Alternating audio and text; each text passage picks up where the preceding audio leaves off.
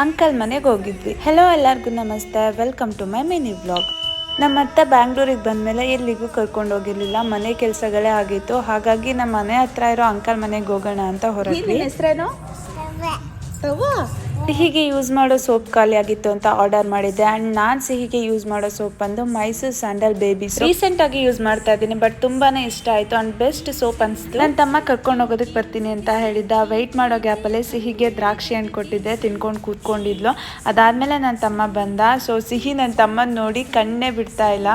ಭಯಕ್ಕೋ ನಾಚಿಕೆಗೋ ಗೊತ್ತಿಲ್ಲ, but almost ಒಂದು 10 ಮಿನಿಟ್ಸ್ವರೆಗೂ ಹೀಗೇನೆ ಇದ್ಲು. ನಮಗೆ ಫುಲ್ ನಗು ಬರ್ತಾ ಇತ್ತು. ಅದಾದ್ಮೇಲೆ ನನ್ನ ತಮ್ಮನ ಜೊತೆ ಆಟ ಆಡ್ಕೊಂಡಿದ್ಲು. ಇಸ್ರೋ ಲೇಔಟ್ ಅಲ್ಲಿ ನಮ್ಮ ಅಂಕಲ್ ಮನೆ. ಆಲ್ಮೋಸ್ಟ್ ನಮ್ಮ ಮನೆಯಿಂದ ಒಂದು 15 ಮಿನಿಟ್ಸ್ ಆಗ್ಬೋದು ಅಷ್ಟೇ. ಹೋಗ್ತಾ ದಾರಿಲಿ ಮನೆಗೆ ಫ್ರೂಟ್ಸ್ ನ ತಗೊಂಡು ನಮ್ಮ ಆಂಟಿ ಮತ್ತೆ ನಮ್ಮ ಅದಕ್ಕೆ ನಮ್ಗೆ ಅಂತ ನಾನ್ ವೆಜ್ ಮಾಡಿದ್ರು ಅಂಡ್ KFC ಕೂಡ ಮಾಡಿದ್ರು. ತುಂಬಾನೇ ಚೆನ್ನಾಗಿತ್ತು.